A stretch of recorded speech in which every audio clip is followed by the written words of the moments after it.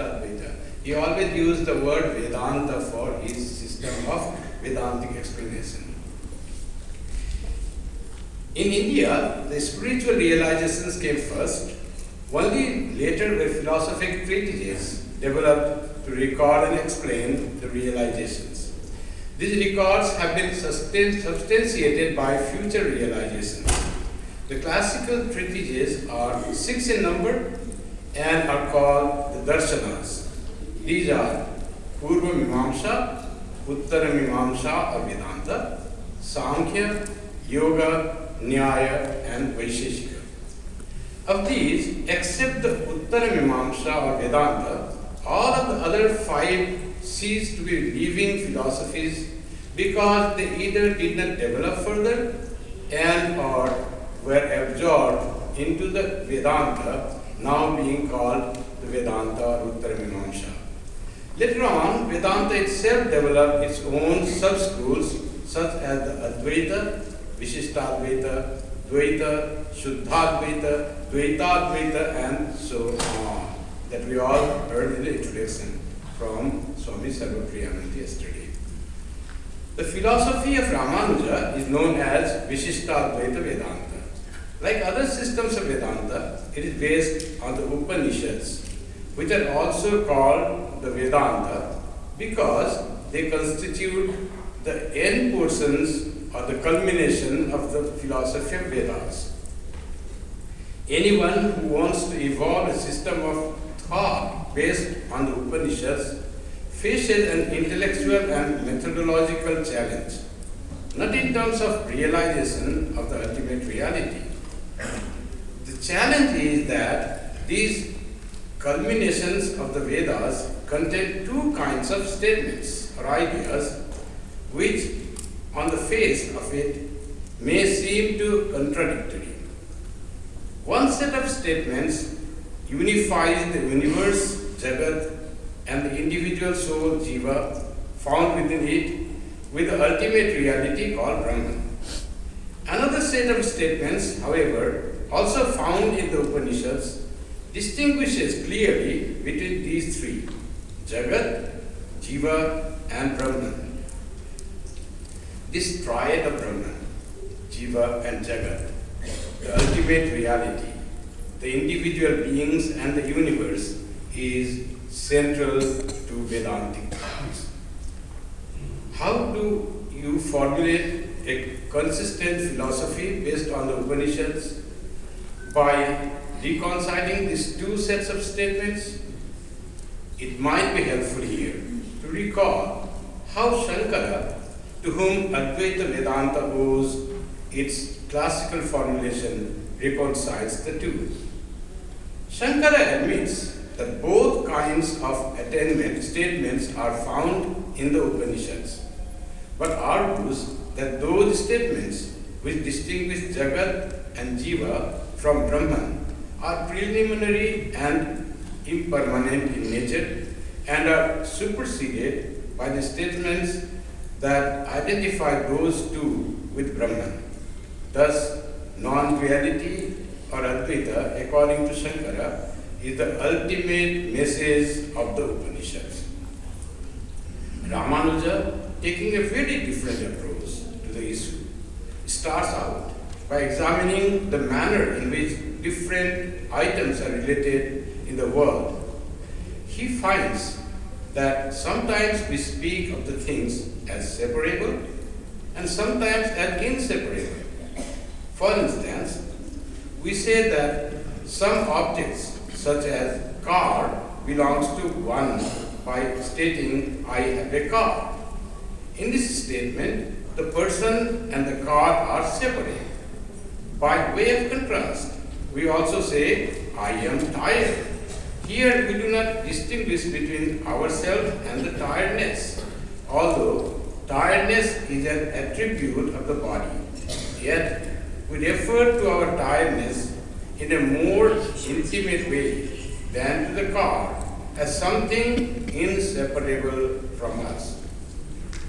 Pursuing this point further, Ramanuja points out that while we refer to most things separable from us as separate from us, such as when we say, this is my car or this is my hat.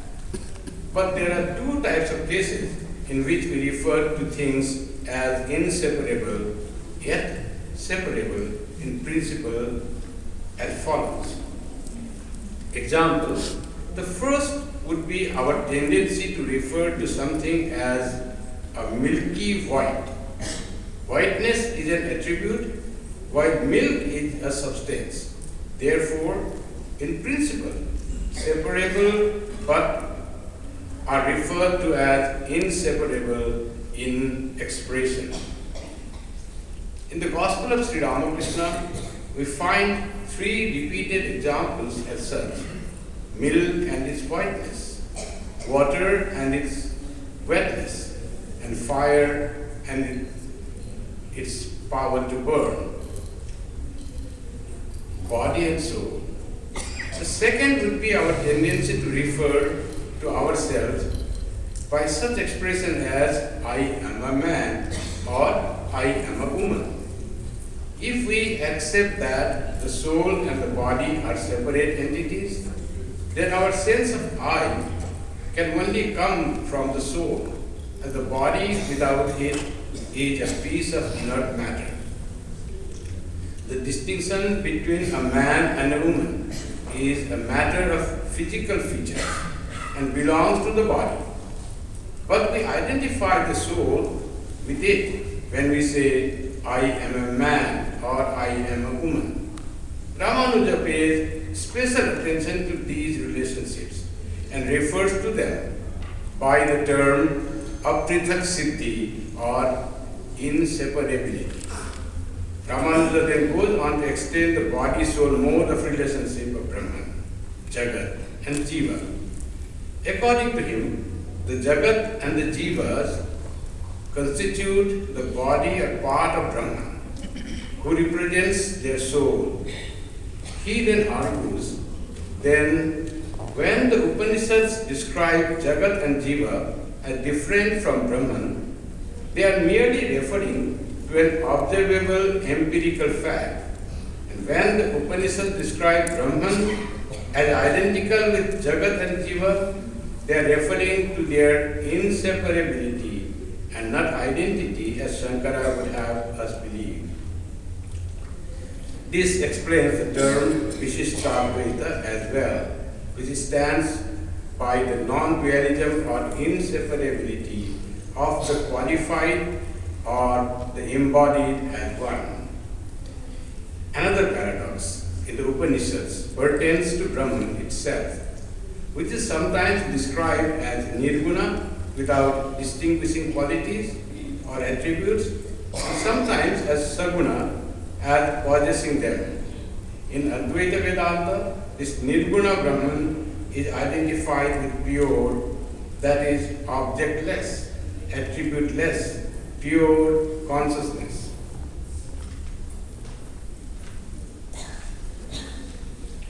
Ramanuja argues that objectless consciousness is a pure abstraction. As such, consciousness as we possess is always consciousness of something. Therefore, he opts for saguna as the ultimate form of Brahman, interpreting any reference to it as nirguna as meaning that it has no tainted qualities. The ultimate reality is not like an abstract principle, but more like a concrete person. It is not an absolute, it is God or Vishnu who loves the devotees and whom the devotees love. The absolute Ramanuja calls Vishnu, Ishvara, Purushottama or Narayana. Ramanuja thus clarifies the relationship of the triad of Brahman, Jagat and Jiva and the nature of Brahman in a new way. Therefore, Ramanuja's philosophy played a major role in the further evolution of Bhakti movement. Once, in response to the request of Swami Vivekananda for being enlightened on the doctrine of Vishishtadvaita of Sri Ramanujacharya, Sri Ramakrishna gave the following explanation. This doctrine holds that the Absolute or Brahman must not be considered apart from the world or Jagat and the soul or Jiva. The three between them form one, three in one and one in three. Let us take a bilwat fruit. Let the shell, the seeds, and the flesh be kept separate. Now suppose somebody wanted to know the weight of the fruit. Surely it will not do to weigh only the pulp or the flesh of the fruit. The shell, the seeds, and the pulp are all weighed with a view to knowing the real weight of the fruit. No doubt we reason at the outset that the all important thing is pulp or flesh, and not either the shell or the seeds. In the next place, we go on reasoning, saying that the shell and the seeds belong to the same substance to which the pulp or the flesh belongs. At the first stage, the reasoning we say, not this, not this. Thus the Absolute is not soul, not the finite individual soul. Again, if it is not the one either, the Absolute is the only reality, all else is unreal. At the next stage, we go a little further, we see that the kernel belongs to the same substance as that to which the shell and the seeds belong. Hence, the substance from which we derive our negative conception of the Absolute is the identical substance from which we derive our conceptions of the finite soul and the phenomenal world. Your relative Leela must be traced to the very being to which your Absolute or Nitya must be traced. Hence, as Ramanuja says, the Absolute is qualified by the finite soul and the phenomenal world. This is the doctrine of Vishishtadvaita, or qualified non-dualism. Therefore, we should logically conclude and must appreciate that interpreting the Upanishads in light of Vishishtadvaita, Ramanuja gave Shankara's predominant Advaita Vedanta a viable alternative which left his indelible mark on Indian philosophy for all time. To this day, Ramanuja's Vedantic reflections stand among the most respected, a contribution which no subsequent school could afford to ignore. Ramanuja was a disciple of Advaitist, Yadava Prakasha. So when he was studying the Upanishad and Shastra with Yadava Prakasha, who was explaining according to Advaita, Ramanuja could not fully absorb that philosophy. And he put forth that God, this world is real, and he differed from the thought of Yadava Prakasha, and then came in contact with great teachers like Yamunacharya and got from him the message. And he inclined more on the Brahman as qualified Lord Vishnu. The one, Vishnu means one who sustains, who supports the whole universe. And in Vishishtadvaita philosophy, the reality is like a huge tree. A tree having like leaves and flowers and branches and twigs.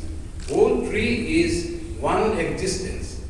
And its different parts, though separate, are all connected together and make the whole tree. Like that, the Brahman, the reality, is connected with this phenomenal world that is expression of that Brahman, and the sentient souls, they are all part of that Brahman.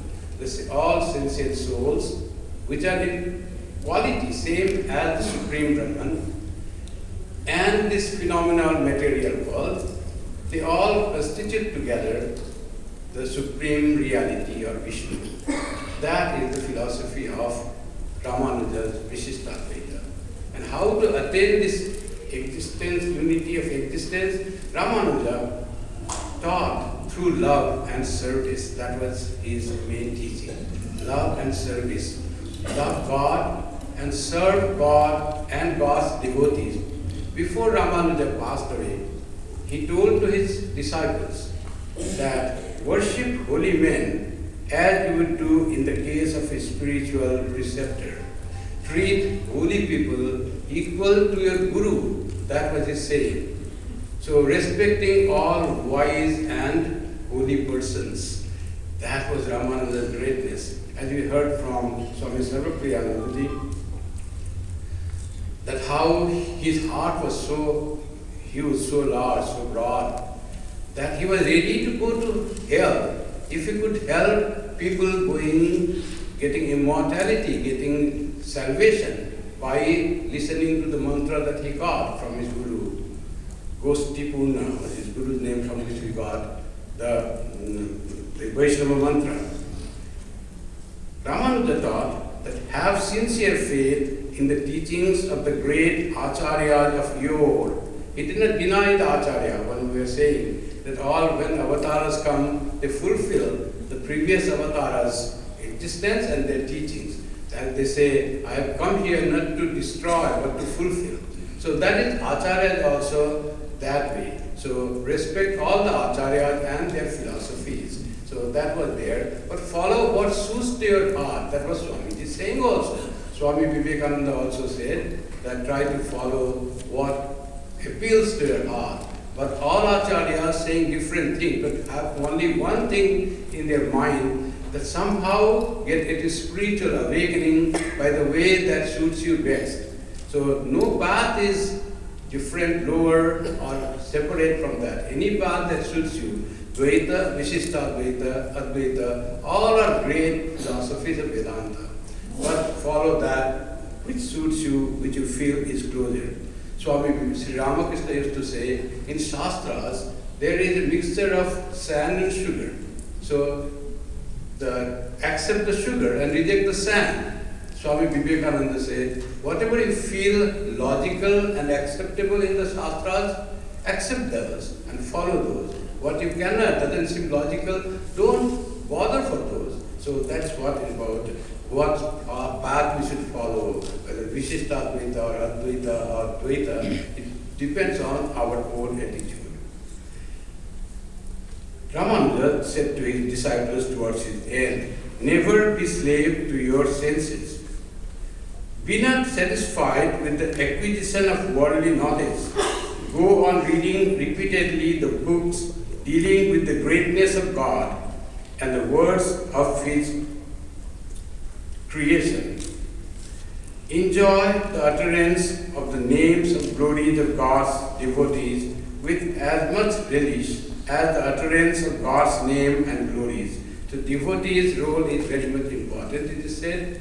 And in that, Swami Sri Ramakrishna's vision that he had, he was sitting and there was a book, he saw light coming from the eyes of God, and it touched the book first, then touched him. Then he said, all these three are the glory of God. All are to be respected equally. Bhagavata, Bhakta and Bhagavan.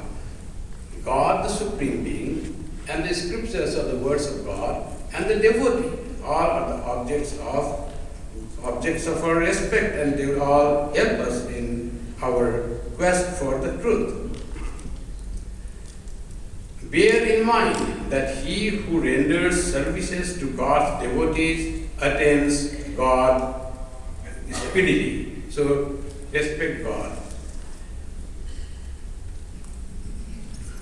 Whoever looks upon the sacred images of God as mere stones, says Ramanuja, his own spiritual teacher as an ordinary human beings, eminent devotees as high or low according to the caste of their birth, the holy Charanamrita as ordinary water, the sacred mantra as a collection of sounds, and the Supreme Lord of all the worlds as one not higher than the Devas, let him be considered as an unworthy person.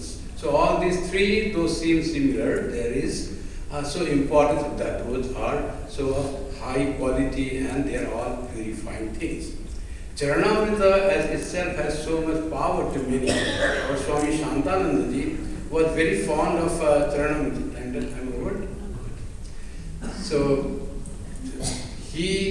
there was one brahmachari joined. He used to every day bring Charanamrita from the temple and give to that brahmachari.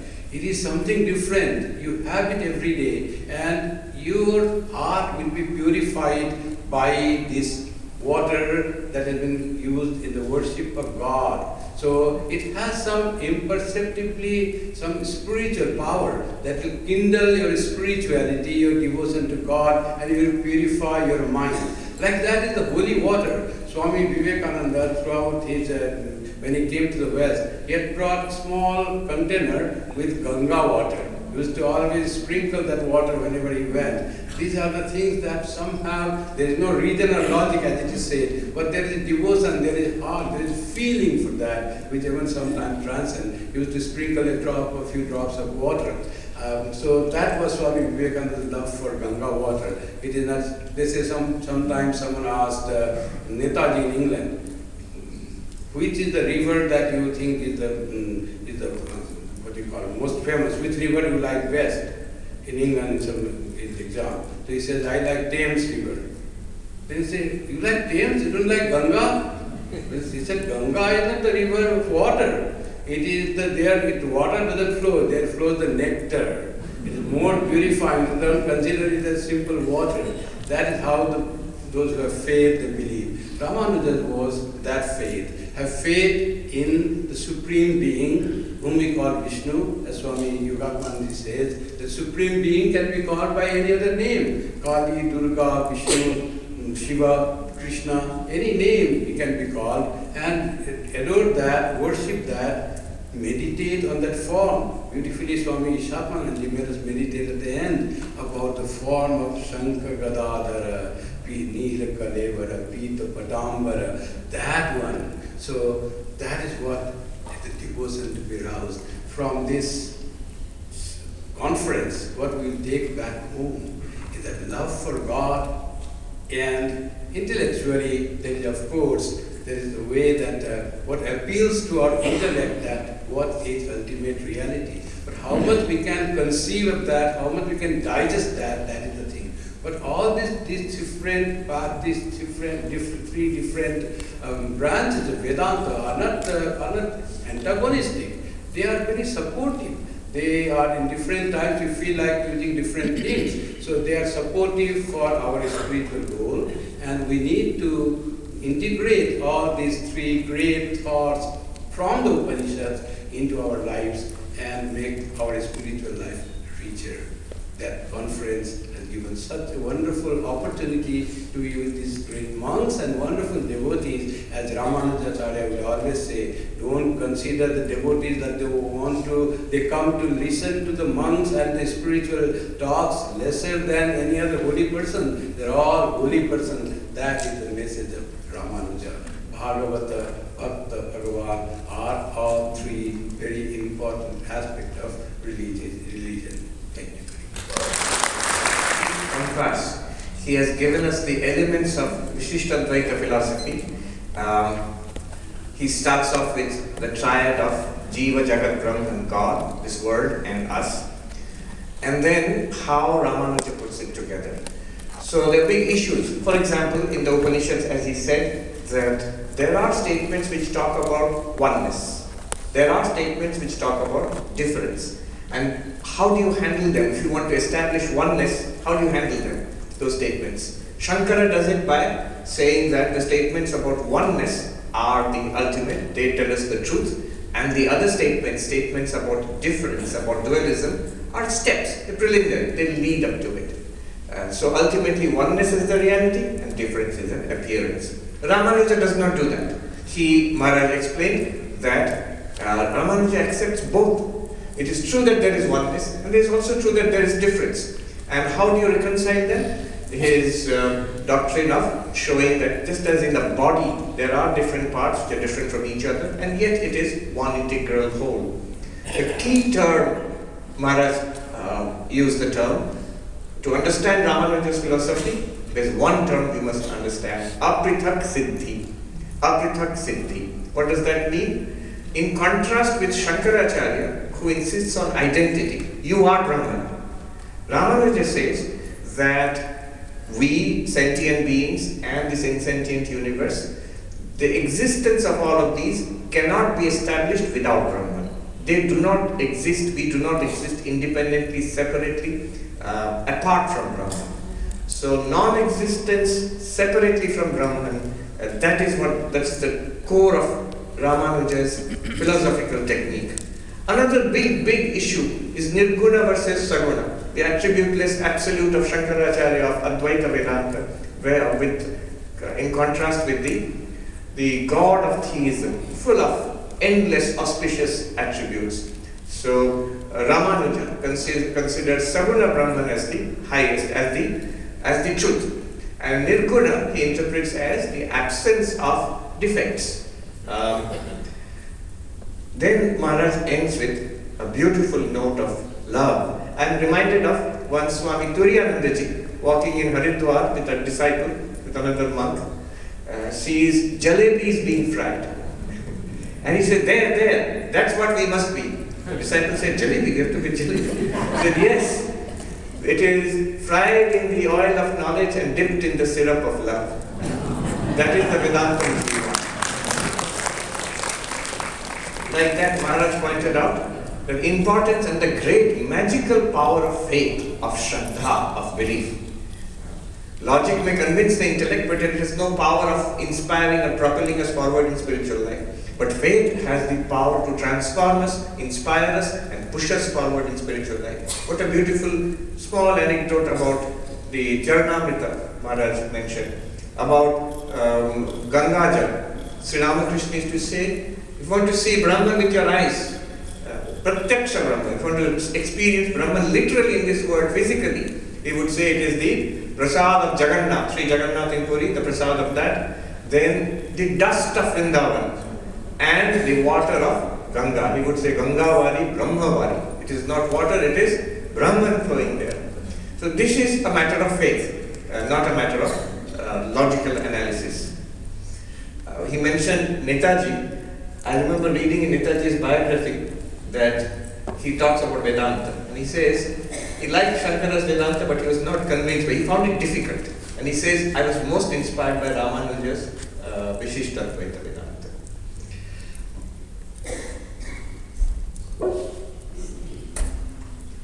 Our thanks to revered Swami Kripamayanandaji for that beautiful talk synthesizing both intellect and heart. What happened after Ramanujacharya? The tremendous effect of Sri Ramanuja, Vishishtadvaita philosophy, on Sri Vaishnavism and across the whole spectrum of Indian religion. That is what we will turn our attention to next. We have revered Swami Prasannatmanandaji Maharaj, who is the head and the resident minister in the Vedanta Society in Berkeley. Revered Maharaj.